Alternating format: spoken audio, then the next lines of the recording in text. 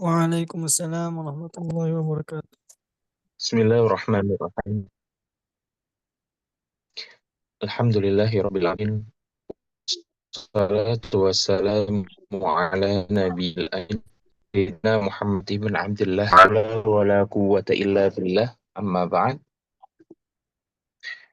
Alhamdulillah, hari ini kita dipertemukan kembali ya, untuk melanjutkan pembelajaran kita ya, di materi sejarah penulisan Al-Qur'an.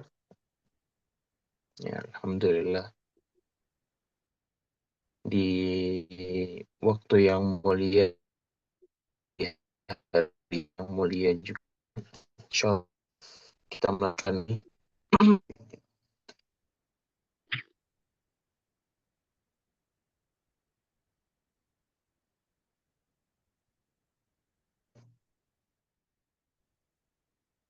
akan 69 ayat suratun makkiyatun maktubatun fi sahifah ya.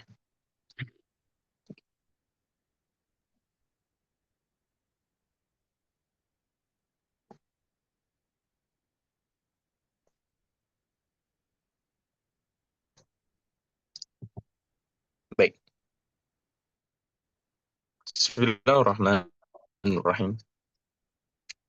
Surat makkiyatun maktubatun sahifah ini masih bahas tentang kelanjutan materi yang kemarin di minggu kemarin tentang sahifah atau lembaran-lembaran ya.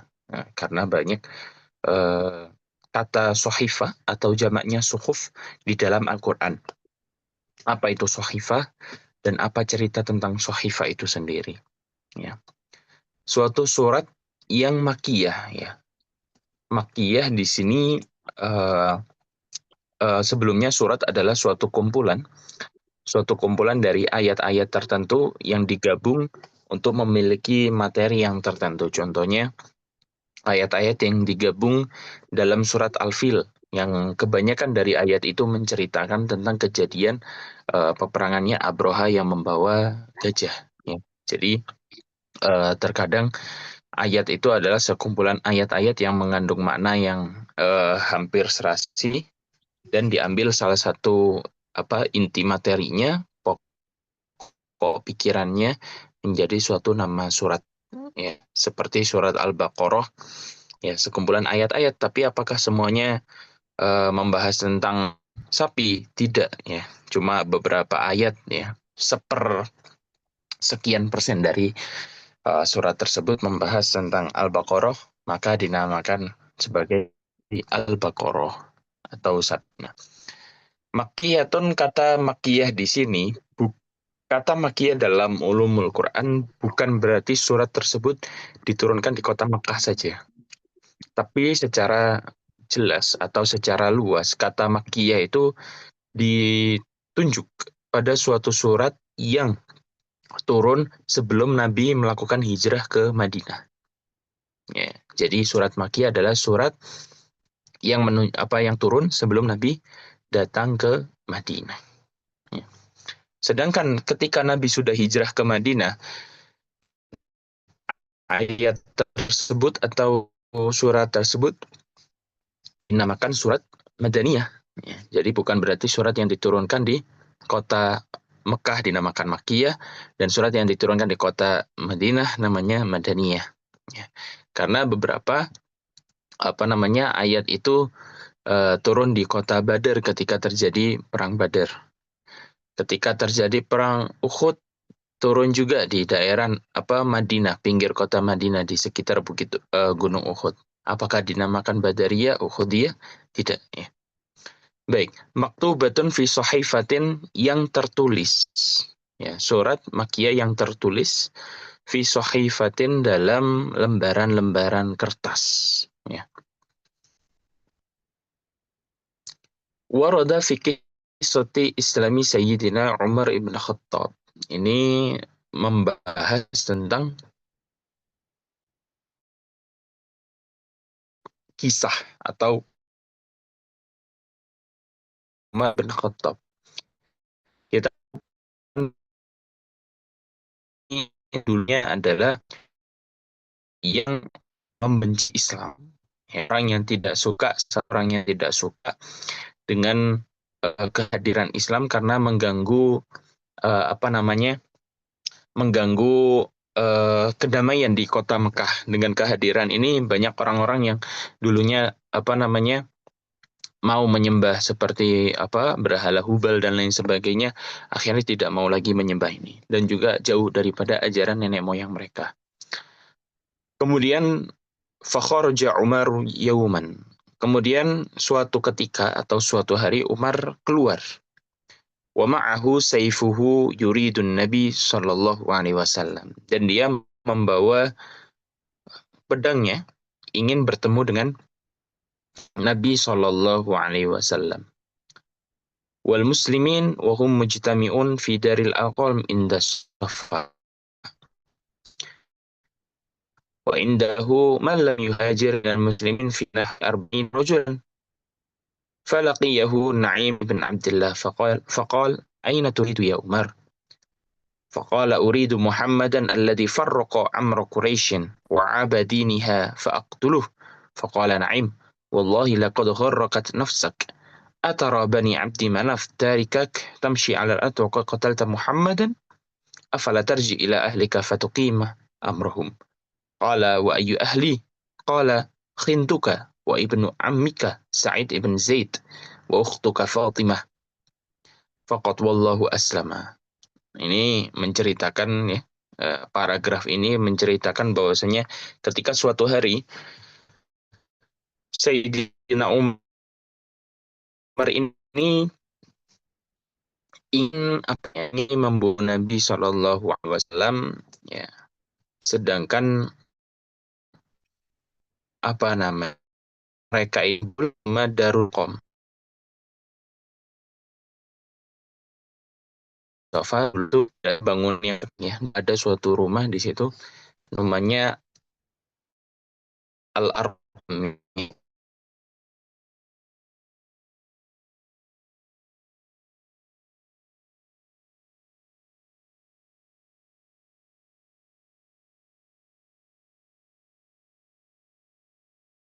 Orang mukmin itu sekitar 4 orang. Ya. Ketika Umar ini mau menuju ke rumah Nabi, di tengah perjalanan dia bertemu dengan salah satu seorang sahabat yang bernama Naim ibn Abdillah.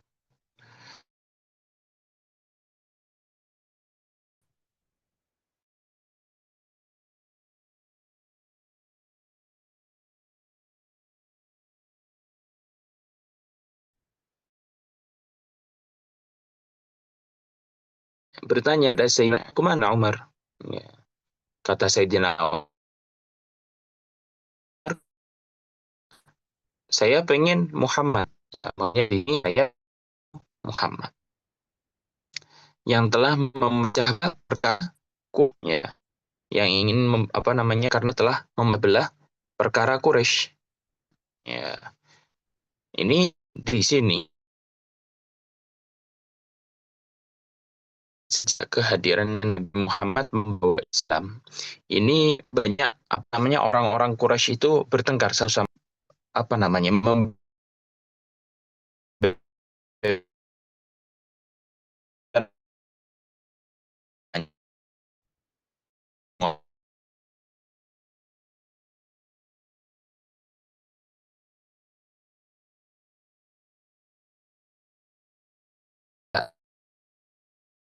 tinggi ya, orang-orang pengikut juga ya. Karena agama yang dibawa oleh macam urus Quraisy.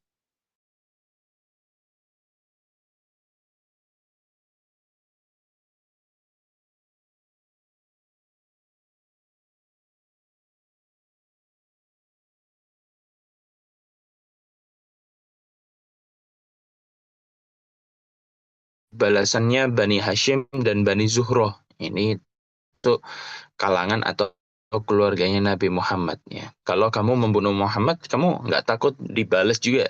Ya. Atau apa namanya? Emang keluarganya tidak akan menuntut apa namanya pembunuhan tersebut ya? Jikalau kamu membunuh Muhammad. Nah, kemudian Eh, kemudian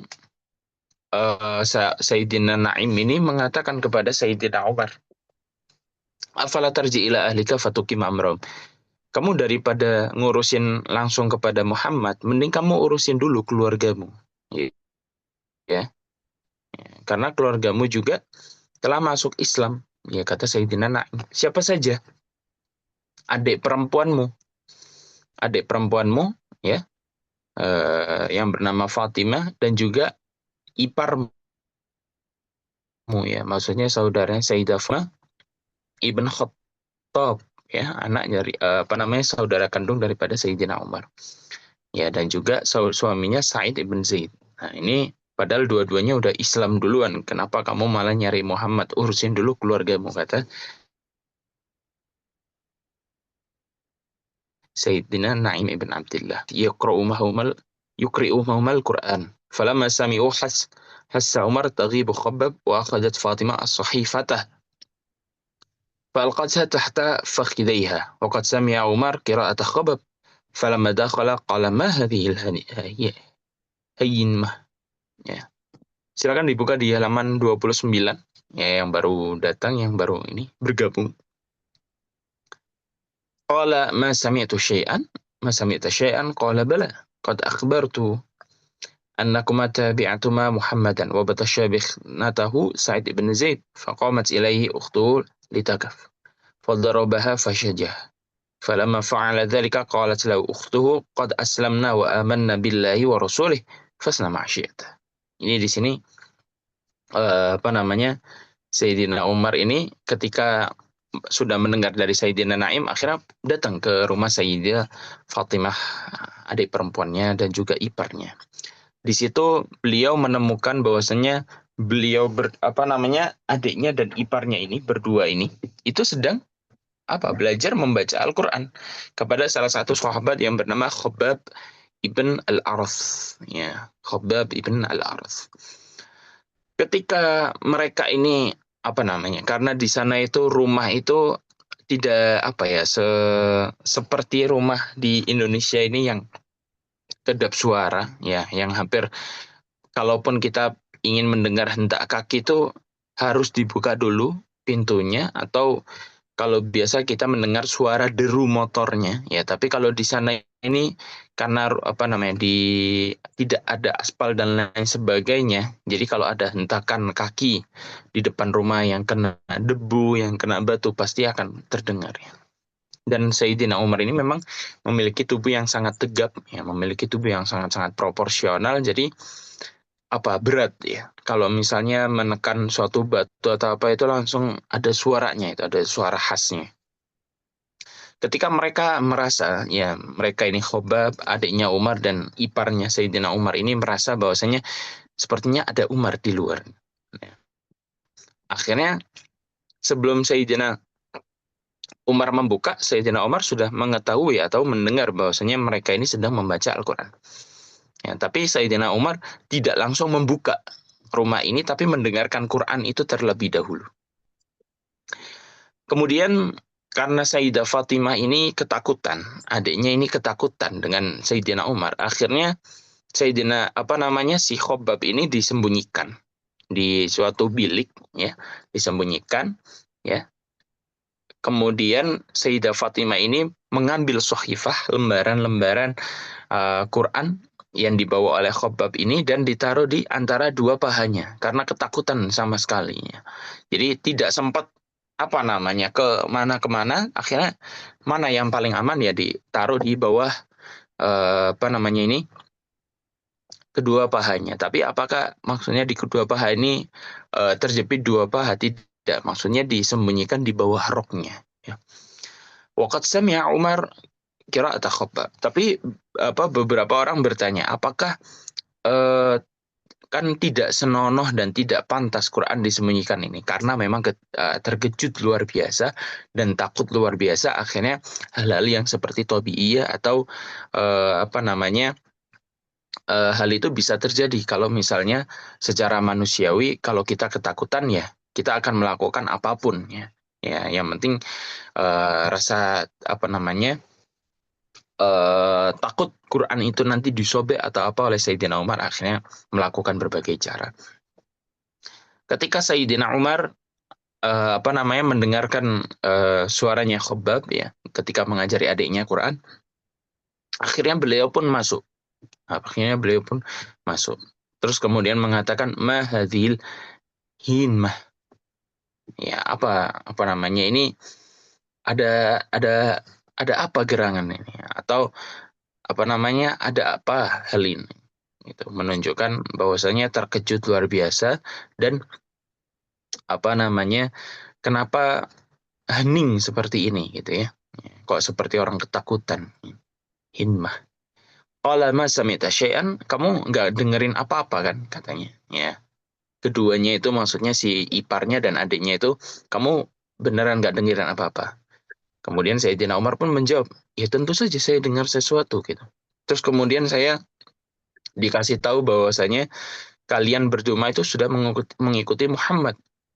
Ya, akhirnya karena Sayyidina Umar ini sudah memang sifatnya itu apa namanya, darah tinggi ya, pemarah ya, akhirnya karena ketidaksabaran beliau ya saat itu akhirnya memukul wabadasya bikhtanahu Sa'id bin Zaid, akhirnya langsung memukul iparnya sendiri, adik iparnya sendiri yang bernama Sa'id ibn Zaid.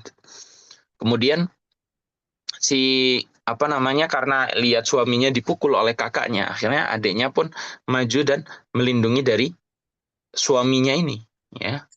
Akhirnya adiknya ini juga ikutan terpukul ya. Akhirnya ikutan terpukul.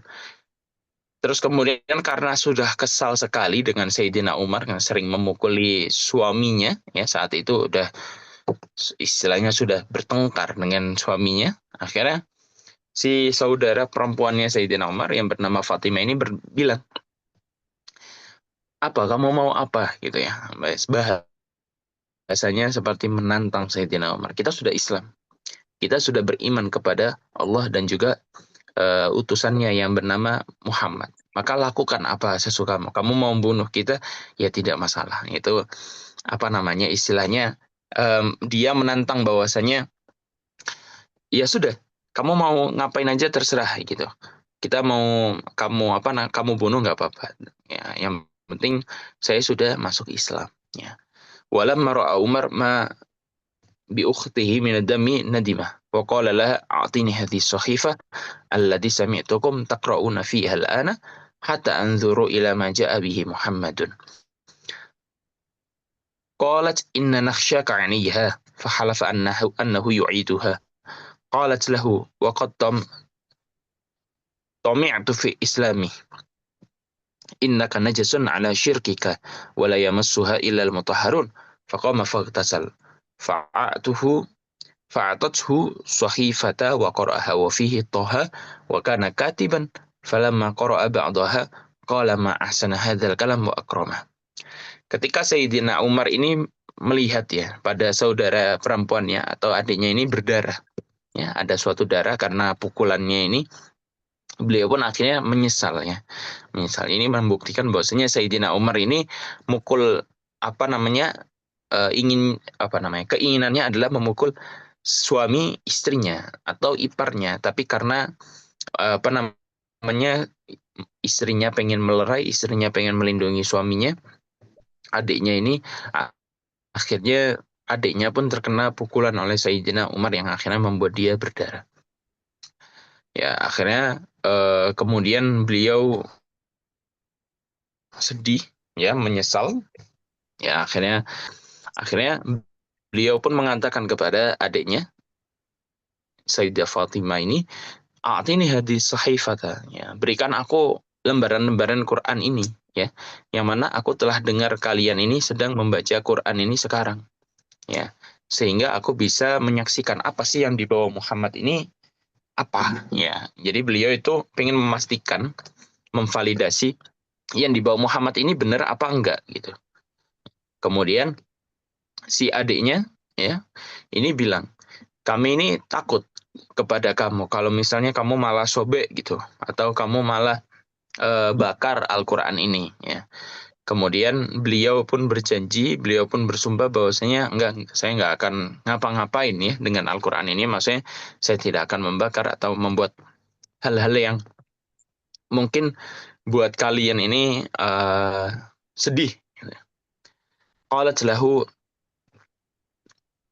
akhirnya si Sayyidah Fatimah, adiknya Sayyidina Umar ini mengatakan, innaka najasun ala syirkika wa la yamassu ilal mutahharun. Enggak boleh. Meskipun kamu udah berjanji tersebut, kami tidak akan memberikan Al-Qur'an kepada dirimu. Karena kamu ini najis, ya kata adiknya ini, kamu ini najis gitu.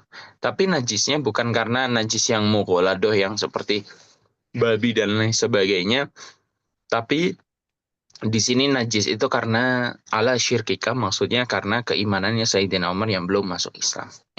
Kemudian beliau mengatakan wala yamassu ilal mutahharun, dan juga Al-Qur'an ini tidak boleh disentuh kecuali orang-orang yang sudah suci ya. Akhirnya beliau pun mandi dan juga membersihkan dirinya untuk dapat membaca Al-Qur'an. Kemudian fa'atatul sahifata, kemudian si adiknya ini memberi lembaran Quran tersebut, dan kemudian Sayyidina Umar ini membaca Quran tersebut. Di dalam lembaran tersebut, ya, di dalam lembaran tersebut itu tertulis suatu surat ya, yang awalnya Toha ya. Sedangkan Sayyidina Umar ini adalah orang yang bisa menulis ya, orang yang bisa menulis. Tentu ketika beliau mendengar dan bisa membaca ya tentang Al-Qur'an ini, untuk pertama kalinya beliau mendapati ma ahsana hadzal kalam wa akramah. Ini tulisan macam apa ini yang sangat-sangat bagus dan juga sangat mulia gitu. Jadi dahulu kala meskipun Islam itu turun tidak secara sistematis. Ya, jadi Al-Qur'an turun bahas ini, Al-Qur'an turun bahas ini.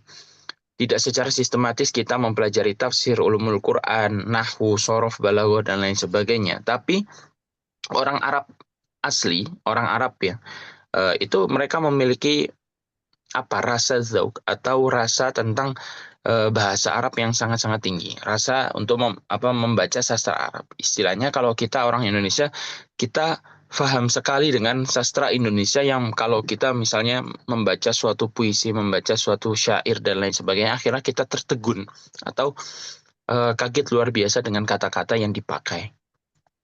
Bagaimana bisa Al-Qur'an kata Toha memiliki banyak makna tapi ditulis dalam Al-Qur'an cuma Toha.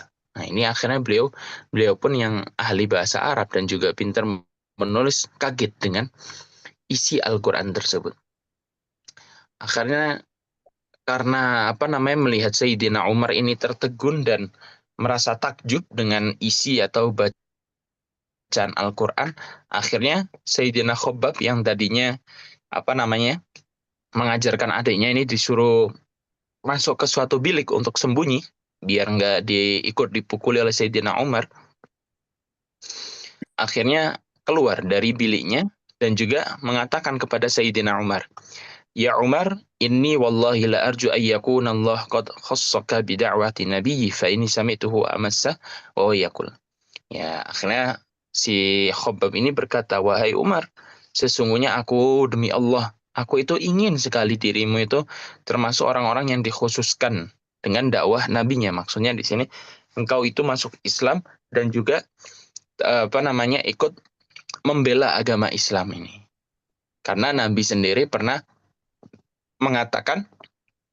berdoa, Allahumma ayyidil Islam bi Umar ibn Khattab atau bi Abil Hakam ibn Hisham.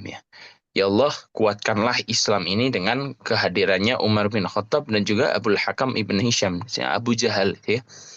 Ya, semoga saja Islam ini semakin kuat ya. Salah satu dari mereka, yakni Sayyidina Umar, ternyata benar-benar masuk Islam dengan doanya Nabi. Allah ya Umar, ya. Faqala Umar inda dzalika fadullani ya Khabbab ala Muhammad hatta atihi fa aslama. Akhirnya karena membaca surat Toha saja, ya, membaca satu ayat Toha, Akhirnya Sayyidina Umar ini mengatakan kepada Sayyidina Khabbab, tunjukkan ke aku, Khabbab, itu Muhammad itu di mana, ya, sehingga aku bisa datangi Muhammad dan aku bisa masuk Islam, ya. Ini cerita yang sangat-sangat menarik, cerita yang sangat-sangat epic, ya. Karena tidak semua orang bisa masuk Islam, bisa percaya dengan Islam dengan hanya membaca satu surat saja, ya. Padahal hal itu tentu tidak bisa dilakukan kecuali memang orang tersebut paham sekali dengan bahasa Arab, ya. Nah, karena hanya membaca kalimat Toha pun dia bisa masuk Islam, ya. Kemudian warawa Abu Abdullah Al-Hakim, ya, Abu Abdullah Al-Hakim pun meriwayatkan cerita lainnya. Akhbarnahu Abdurrahman ibn Hamdan Al-Jallab, ya, telah mengkabari kepada kami, maksudnya menceritakan pada kami, saudara Abdurrahman bin Hamdan Al-Jallab. Bihamdan hadatsana Muhammad ibn Ahmad ibn Bard Al-Antaqi, hadatsana Ishaq ibn Ibrahim Al-Hanini, hadatsana Usama ibn Zaid ibn Aslam an abihi an Umar radhiyallahu an.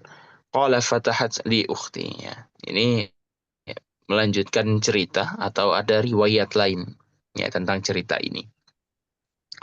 Bahwasanya ketika saudara perempuanku itu membukakan pintu untuk diriku, qultu ya udwata nafsi ya aswabta, qala wa rafa'a syai'an, qala ya ibn al-Khattab ma kunta sani'an fasna'hu fa inni qad aslamtu. Ini ada cerita lain ketika Sayyidina Umar ini masuk ke rumahnya si adiknya ini. Beliau pun, apa yang telah kamu lakukan, gitu ya, apa yang telah kamu lakukan sehingga kamu aku dengar kamu masuk Islam, ya. Kata adiknya, iya, saya masuk Islam. Kalau kamu kalau kamu pengen melakukan apapun, ya silahkan. Ini riwayat sebelum Sayyidina Umar melakukan pemukulan kepada eh, adiknya dan juga adik iparnya ini, apa yang dikatakan mereka berdua ini, ya. Qala fadakhaltu fajalastu 'alal sarir. Kemudian setelah masuk nggak langsung memukuli, bahwasanya beliau ini masuk, duduk, dan di atas sarir ini seperti sofa, ya, mungkin zaman sekarang itu seperti sofa, karena sarir ini seperti permadani, ya, seperti permadani yang digunakan di bawah kasur, tapi kalau zaman sekarang mungkin sofa, ya, di ruang tamu. Faida bi sahifatin wastal bait. Tersebut sahifah di tengah-tengah rumah. Saya di ruang tamu. Faqala ma hadis sahifata hahuna. Ini lembaran apa ini di sini, ya. Faqala da'na anka ya Ibn al-Khattab anta la taqtasim minal janabah wa la tathur wa adala yamasu ilal mutahhar. Sedangkan adanya mengatakan bahwasanya udah biarin di situ, wahai Ibn al-Khattab, wahai anaknya al-Khattab, maksudnya saudaranya itu, ya. Kamu belum mandi dari janabah dan juga bukan termasuk orang-orang yang suci. Ya, jangan sampai kamu nyentuh itu karena barang tersebut, maksudnya Al-Quran, tidak boleh disentuh kecuali orang-orang yang sudah suci. Ya, jadi ma katabal wahyu illa firraq. Fatilka riwayat tufidu an Al-Quran kalim karena yuktabu mundu awail Islam fi sahifah haitsu kanat surat Toha inda Sayyidah Fatimah ibn Khattab maktubatan في صحيفة وذلك في عهد مبكر قبل دخول سيدنا عمر في دين الإسلام ولا نريد أن نطيل فالرق والأديم هو الذي كان يستعمله العرب للكتابة كلما أرادوا أن يكتبوا شيئا ورسول الله صلى الله عليه وسلم وأصحابه الكرام أيضا ما كانوا يكتبون إلا على الرق والأديم فالقرآن الكريم ما كان يكتب إلا على الرق والأديم. Riwayat-riwayat di atas, riwayat-riwayat hadis tentang ceritanya Sayyidina Umar dan adiknya dan lain sebagainya, itu menunjukkan, ya, memberi faedah kepada kita bahwasanya Al-Quran itu dahulu kala ditulis ketika awal-awal Islam, itu ditulis dalam lembaran-lembaran, ya, seperti lembaran zaman sekarang, ya. Tapi lembaran tersebut mungkin tidak serapi zaman sekarang ini. Seperti halnya apa yang terjadi pada hadis tersebut yang menunjukkan bahwasanya surat Toha saja ketika Sayyidina Umar itu belum masuk Islam, ya, masih zaman awal-awal Islam masih belum berkembang secara luas, ya, surat Toha itu sudah ditulis, ya, surat Toha itu sudah ditulis dalam lembaran-lembaran. Ya, ini menunjukkan bahwasanya kalau begitu banyak surat-surat yang ditulis di lembaran-lembaran, ya, Besok dah kena tenang. yang mana surat-surat tersebut itu sudah dikumpulkan oleh para sahabat, ya, ditulis dalam lembaran yang dikumpulkan oleh para sahabat. Mungkin bukan hanya surat Toha, karena surat Toha itu sebagian daripada surat-surat Makkiyah atau surat yang diturunkan sebelum Nabi hijrah. Mungkin banyak surat-surat yang ditulis atau yang turun di kota Mekah atau turun sebelum Nabi hijrah yang ditulis juga dalam sohifah atau lembaran. Dan kita tidak perlu berpanjang lebar, ya, wala nuridu an nutil. Jadi kita tidak perlu berpanjang lebar tentang hal ini, katanya farraqu wal adim, rok, ya, lembaran, dan kulit tipis kering yang digunakan untuk menulis pada zaman tersebut itu adalah suatu barang atau suatu yang selalu digunakan oleh bangsa Arab ini untuk menulis. Ya, setiap kali mereka ini ingin menulis, tentu mereka menggunakan media-media ini. Ya. Kemarin sudah saya jelaskan perbedaan antara Ar-Raq dan juga Al-Adim itu seperti apa. Nampak dia rasa Ya, dan Rasulullah Shallallahu Alaihi Wasallam dan para sahabatnya, ya, itu ketika menulis juga tidaklah mereka menulis kecuali di al-raqi wal adim, kecuali di atas perkamen-perkamen dan juga kulit-kulit tipis itu tadi. Ya. Pada zaman itu, ya, media menulis itu sangat banyak sekali. Ada perkamen, ada kertas, ada kulit tipis, ya. Jadi kenapa tidak semuanya di kertas, ya? Terserah. Kalau misalnya kita pengen menulis di daun, apakah salah? Ya tidak juga. Apakah kalau misalnya ada orang yang menulis di akar pohon atau batang pohon itu salah? Ya tidak juga. Ya, jadi media menulis itu terserah tidak bisa kita tentukan, ya. Ya, intinya pada zaman itu tentu tidak seperti zaman sekarang yang ada kertas tapi tidak mudah untuk mencarinya, seperti itu. Wa hadha ar-raqu wal adim ba'dama tuktabu 'alaihi al-ayat aw ghairu al-ayat karena yusamma sahifah. Akhirnya Imam Farahi itu mengatakan, sahifah itu apa sih? Sahifah itu adalah perkamen dan juga kulit tipis yang ditulis di atasnya atau di dalam tersebut ada ayat, dan yang selain ayat itu baru dinamakan sahifah. As-suhuf jama dari sohifah. Sedangkan kalimat-kalimat dalam Al-Quran yang berkata fi suhufim munasyarah dan sebagainya, itu merupakan bentuk jamak atau bentuk plural, bentuk banyak daripada sohifah. Jadi kalau satu lembaran namanya sohifah, kalau bentuk banyaknya namanya suhuf, ya. Wayal waraqah al-maktubah itu adalah suatu kertas, ya. Suatu kertas yang ditulis di atasnya. Ya, jadi kalau kertas yang tidak ditulis, ya tidak dinamakan suhuf, gitu, ya, kata Imam Farahi. Kama summiyat sahifatan mutalammis wa sahifatal juri. Fi suhufim mukarramatin marfu'ah. Bahkan di Al-Quran sendiri ada suatu ayat yang secara gamblang, secara jelas menulis atau tertulis di dalamnya kata suhuf, ya, lembaran-lembaran ini. Ada ayat-ayat yang di dalam Al-Quranul Karim secara gamblang atau jelas bukan menjelaskan, tapi menyebutkan kata suhuf itu sendiri. Sejak turunnya ayat tersebut di Mekah, ya juga banyak dinamakan suhuf.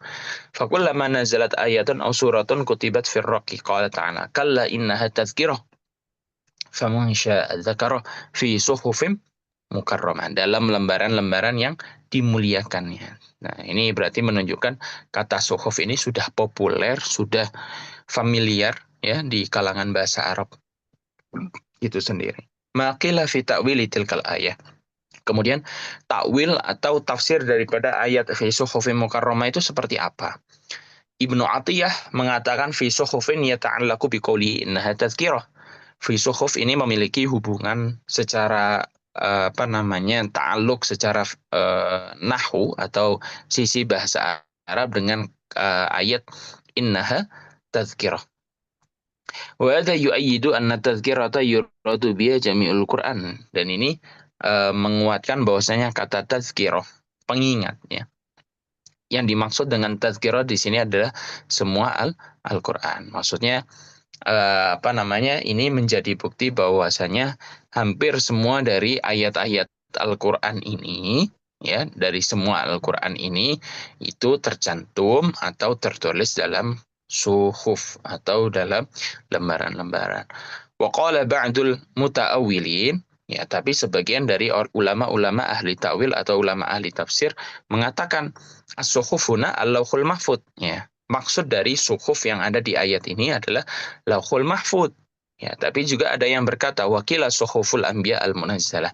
Nah, ada yang mengatakan bahwasanya suhuf di sini, lembaran-lembaran di sini adalah lembaran-lembaran yang diberikan oleh kitab oleh nabi-nabi yang terdahulu seperti suhufnya Nabi Ibrahim, suhufnya Nabiullah Daud dan lain sebagainya.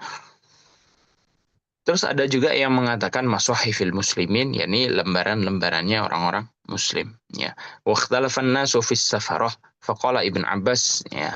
Kemudian kata safarah juga selain kata sahifa, kata suhuf, para ulama ini juga berbeda pendapat, berbeda pandangan tentang makna safaroh. Ya, safaroh ini maknanya apa juga mereka bingung, ya. Ibnu Abbas berkata kata safaroh, ya, dalam ayat tersebut, ya, bi aidi safaroh kiramim baroroh. Kata safaroh ini maknanya apa? Kata Sayyidina Ibnu Abbas, mereka ini adalah al malaikatu li'annahum katabat. Ya, mereka ini maknanya adalah malaikat, ya. Yuqalu safarat ay katabat, ya. Safarat maksudnya adalah orang-orang yang bisa menulis. Wa minhu as-safar. Wa qala Ibnu Abbas aidan al malaika safaratun li'annahum yasfaruna bainallahi ta'ala wa baina anbiya'i. Nah, yang dimaksud oleh Sayyidina Ibnu Abbas, ya, safara di sini adalah malaikat, ya. Karena malaikat ini seperti delegasi atau seperti utusan dari Allah yang menyambungkan antara Allah dan juga para nabi-nabinya. Jadi ketika Allah memiliki suatu wahyu, memiliki suatu firman, ayat yang ingin disampaikan pada nabinya, nah delegasi yang diperintah untuk membawa ayat ini, membawa surat ini, yakni para malaikat tersebut, ya. Itu mengatakan bahwasanya kata safara di sini maksudnya adalah al-qurra, orang-orang ahli qiraat daripada Al-Qur'an. Wa wahidus safarah safir, ya. Sedangkan bentuk tunggal daripada kata safara adalah safir. Wa qala Wahab ibn Munabbih, sedangkan Wahab ibn Munabbih mengatakan, ya, siapa safara tersebut? Itu adalah seorang sahabat, ya. Siapa sahabat itu adalah man laqiyan Nabi sallallahu alaihi wasallam wa amana bihi wa mata alal Islam. Adalah orang yang sempat bertemu Nabi, ya, face to face, ya. Kemudian dia juga iman kepada Nabi, menyatakan keimanannya kepada Nabi, ya. Tapi apakah secara langsung? Tidak, ya. Meskipun misalnya Nabi berada di Madinah, misalnya saya di Indonesia, terus kemudian saya belum bertemu Nabi, saya sudah iman duluan kepada Nabi, terus melakukan perjalanan ke Madinah untuk bertemu Nabi, dan saya mati dalam keadaan Islam, iman kepada Nabi, ya, itu juga sudah dikatakan seorang sahabat, ya. li'annahum ba'duhum yusaffiruna ila ba'di fil khabari wa ta'lim, ya. Karena mereka ini, sebagian dari mereka saling bepergian satu sama lain, seperti Muadz bin Jabal ke Yaman, terus kemudian Sayyidina Muawiyah diminta ke Damaskus dan lain sebagainya, ya. Tujuannya adalah untuk mengajarkan. Wal qaulul awwal arjah. Tapi menurut muallif atau pengarang kitab ini, bahwasanya pendapat yang pertama itu lebih diunggulkan. Pendapat yang mengatakan safaroh adalah malaikat-malaikat yang baik. Ya. Atau pendapatnya Sayyidina Ibn Abbas ini merupakan pendapat yang unggul, ya. Wasuhuf ala hada suhuf indal malaika awillah wa ala qawlil akhar yal masahif. Dan suhuf, ya, menurut pendapat ini adalah lembaran-lembaran yang dibawa oleh malaikat, ya, bahkan lembaran yang berisikan ayat atau Lauhul Mahfuz, ya. Menurut pendapat yang lain adalah mushaf itu sendiri. Wa qala al-Qurtubi, ya, ini saya jeda dahulu, ya. Saya silakan diajukan pertanyaan, ya. Diajukan saja lewat obrolan itu, ya. Ketik saja di obrolan pertanyaannya seperti apa, nanti saya akan jawab, ya. Saya berikan waktu dulu untuk sesi tanya jawab.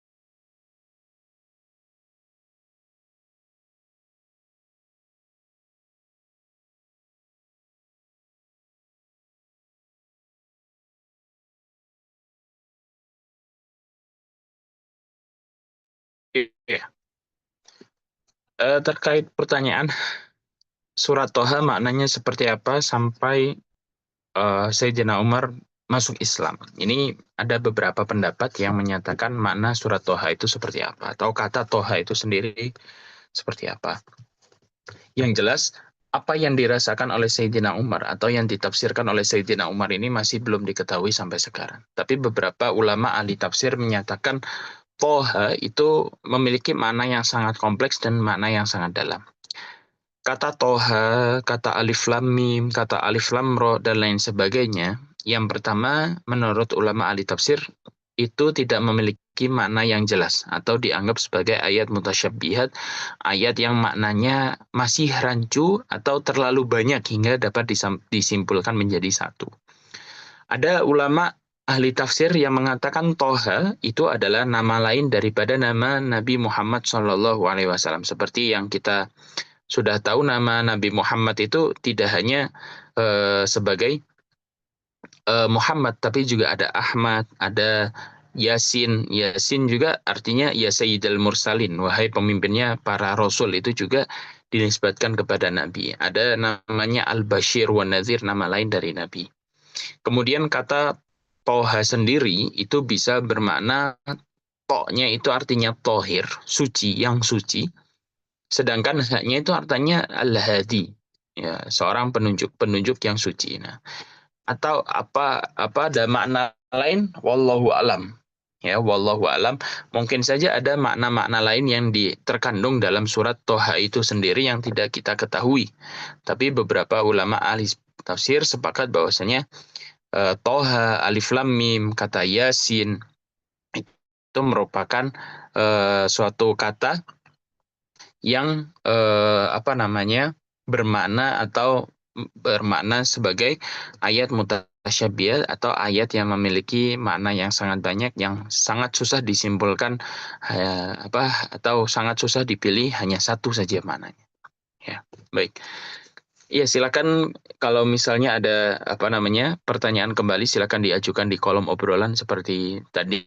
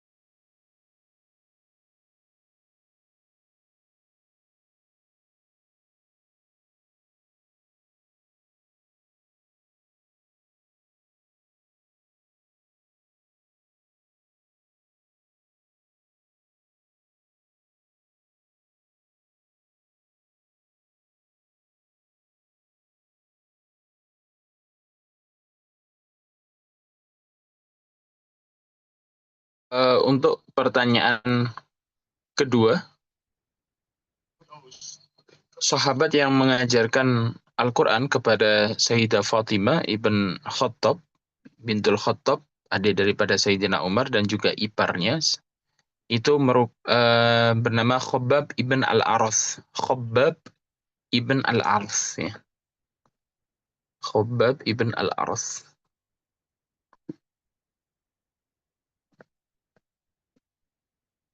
Jadi Khabbab ibn Al-Arath ini adalah salah satu sahabat yang termasuk orang-orang yang awal masuk Islam, ya. Khabbab ibn Al-Arath. Baik.